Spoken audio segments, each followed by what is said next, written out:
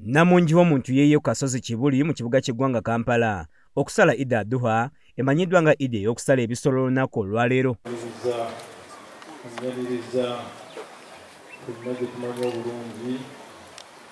Okusala kuno okwetabiddwako ebikongo okuli Supreme Mufti Sheikh Muhammad Galabuzi, kusajjajja w'Obuyisiraamu Omulangira Kasimu Nakibinge Kakungulu, Lord Mayor w'ekibuga ky'eggwanga Kampala Ssaalongo Erias Lukwago, ababaka ba Palamenti n'abantu abalala bangi, era ng'okuyigiriza kutambulidde ku njiri ey'okukuutira Abayisiraamu okwewala okulimba n'obunnanfunsi. Supreme Mufti Sheikh Muhammad Galabuzi asinzidde wano n'akubiriza Abayisiraamu okugumira mu nzikiriza newankubadde nga amayengo mangi nnyo agabayuuzayuuza ensangi zino.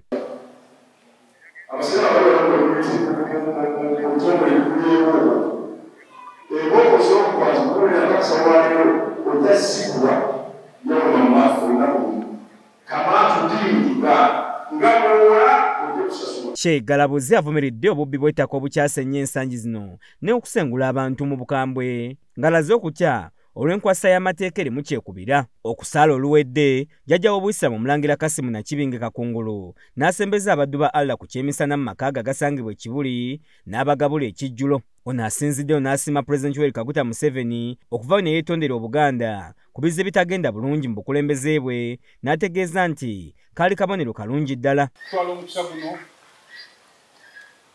okusiima Pulezidenti w'eggwanga tubikisinga bbiri emabega yazze mu lwatu ne yeetonda olw'ebyo bye yalabye kisi bituufu ebikoleddwa ebbanga ly'amaze ng'atukalakata ng'atukulembera.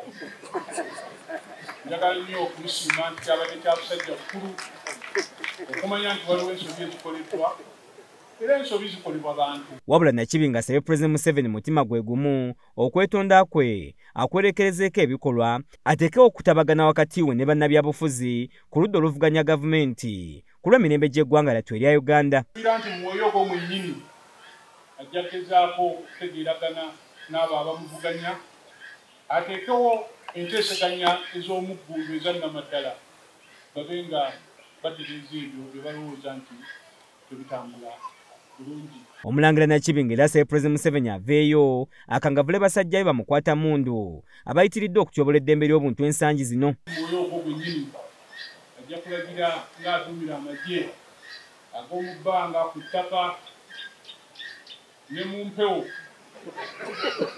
abe ng'agalagira gakuume nga emirembe n'ebiseera byonna ebyokulonda n'ebitali byakulonda balemekeraawo okulugunya Bannayuganda okubaliisa akakanja ebyaleetawo empe bireme kuddamu mu kulonda kwonna Uganda ebeesobola okuba nga egenda mu maaso. Ono era ayagala abasibe abaakwatibwa ku nsonga z'ebyobufuzi bayimbulwe n'abo abatulugunyizibwa ekisusse baweebwe obujjanjabi obusaanidde, ng'onawadde ekyokulabirako ekya Edward Ssebuufu amanyiddwa nga Eddie Mutwali mu kkomera e Masaka. Ndowooza nti ajja kulagira abasibe bonna abaasibwa ebyobufuzi babe nga bateebwa nabo basobole okwegatta ku ggwanga lyaffe Uganda.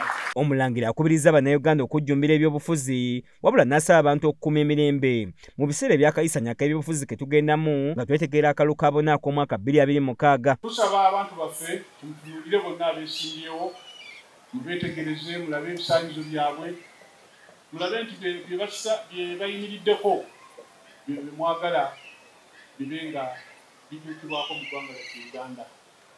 Era nga tubasaba naddala abavubuka mukuume emirembe mukuume empisa. Omulodi w'ekibuga ky'eggwanga Kampala Ssaalongo Erias Lukwago alaze obweralikivu ku misango egivunaanibwa Dr. Kizza Besigye egirabise nga gizingiramu ne bannabyabufuzi abalala okuli ne ye kennyini wamu n'omubaka wa municipal Ekira Ibrahim Ssemujju Nganda. Naye bye yagizza nabo era bwe baali ejjuniva muli Ibrahim Ssemujju Nganda ne Lukwago Erias ate nga nze nyumiridde wali ndiruuyawe kakati n'enninda bansigule banzijje ku ntebe ya looya bamungatteko mu kavuli ebya Uganda tomanya balabika balina we batuliizizza mu makoona we tuliize naye kasi olwaleero Allah atusobozezza ebyo ebikwatirawo. Lord Mayor avumiridde nnyo ekya gavumenti okuddiza kkooti y'amagye obuyinza okwosa abantu ba bulijjo obwali bwagiggyibwako kkooti ensukkulumu. Naye ensonga siika zange gyayogeddeko ekuluma ya General Court Martial gye baakomezzaawo. Pulezidenti Museveni yagyewaaniddemu nnyo